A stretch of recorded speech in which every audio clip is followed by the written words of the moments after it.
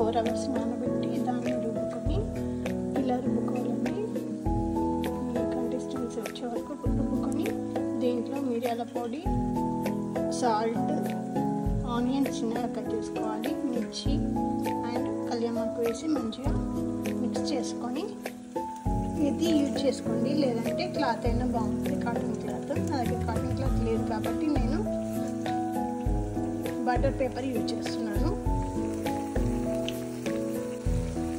ఇట్లా golden colour వచ్చేటట్టు కొద్దిగా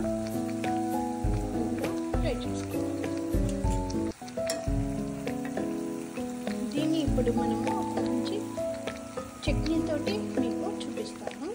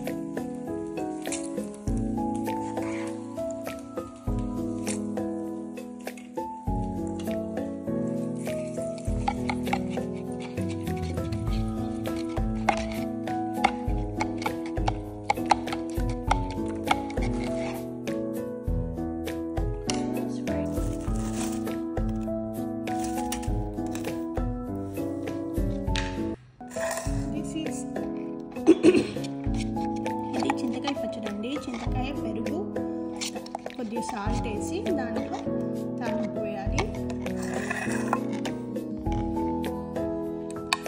చాలా బాగుంటుంది ఈ కాంబినేషన్. మీరు ట్రై చేసి